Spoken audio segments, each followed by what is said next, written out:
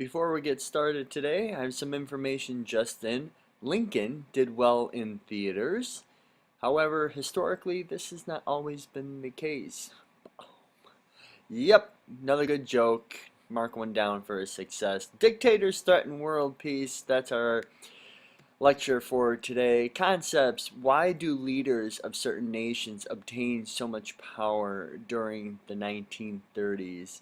And how does the Treaty of Versailles contribute to the start of World War II? If you recall, Treaty of Versailles is from World War I.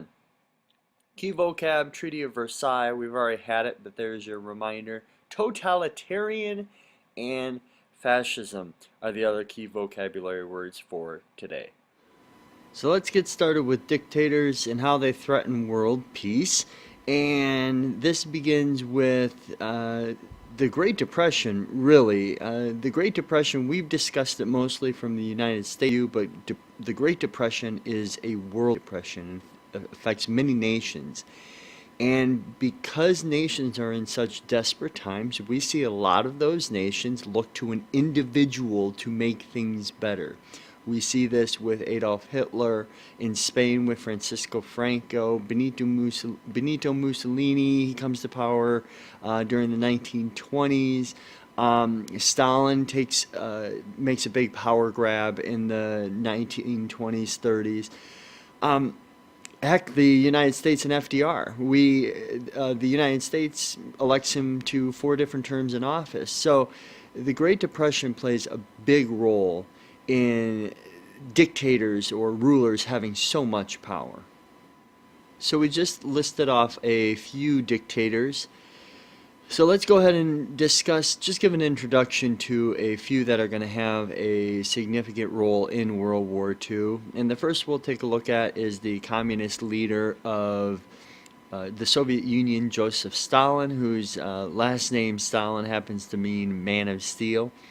But he is the communist dictator of the Soviet Union and holds all the power right up into the beginnings of World War II, which happens to lie geographically to the east of Germany. Now, moving southwest toward Italy, you have Italy's leader Benito Mussolini, who I think comes to power in 1922, and he's the fascist leader of Italy, and comes to power there, like I said, in the 1920s, but he's going to hold power through about 1943 and then dies near the end, right at the end of World War II.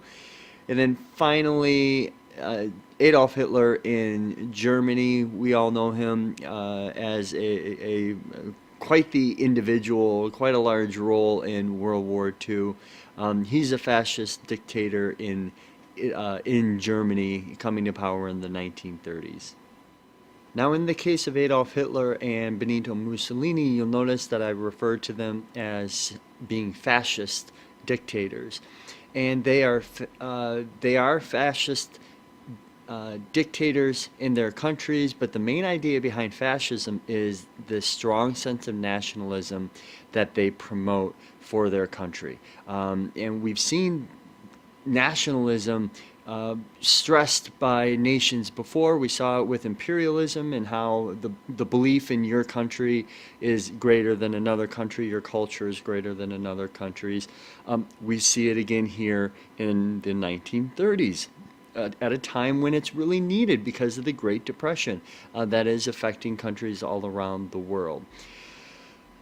Last but not least, we need to, speaking about Germany specifically, we need to bring up the Treaty of Versailles again and the importance it plays in World War II. It was the treaty that helped end World War I, but it really blamed Germany for the start of World War I. Put most of the blame on them, took away land, took away colonies from Germany, and forced Germany to pay a lot of money out to the victorious nations of World War I. This is a big time cause for World War II. So Hitler is one of the many Germans that really hates the Treaty of Versailles when it's put into place, except we know that Adolf Hitler ends up taking it to a whole new level because he does become the leader of Germany. And we have an inside look into what Hitler's beliefs really were through his book Mein Kampf, which he wrote while he was in jail, if I'm not mistaken. And what Mein Kampf did, Mein Kampf, by the way, means my struggles. But what Kampf did is it outlined his beliefs, and his beliefs end up becoming the beliefs of Nazism. And let's go ahead and hit on the main three. And the first one that the first belief that he holds is he has to unite German-speaking people across the world, but specifically in and around Germany. And he's going to do this through fascism. So we hear that word fascism again. It plays a strong central role in how he's going to accomplish this unity, this unification of all German-speaking people. Second belief that we need to touch on is racial purification. He firmly believes that Aryans, or these German-speaking people, according to Adolf Hitler, are superior people. They are the master race of the world. And because of this,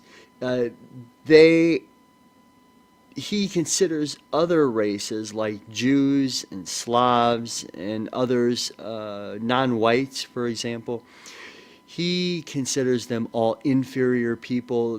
What they are fit for is to serve. And of course that means to serve a master race, such as the Aryan race. Finally, the last idea that he holds that we're bringing to the forefront here is Lebensraum. And Lebensraum means living space. And Hitler believes strongly that areas occupied by inferior races needed to be taken over. They needed to make room for a growing master race. So national expansion was certainly a part of Adolf Hitler's plans. Get rid of inferior races, move into those areas in which they occupy, and those are the three main things that we want to take out from his book of Mein Kampf, and the three main ideas that he puts into play when World War II comes about. That's it for today. See you next time.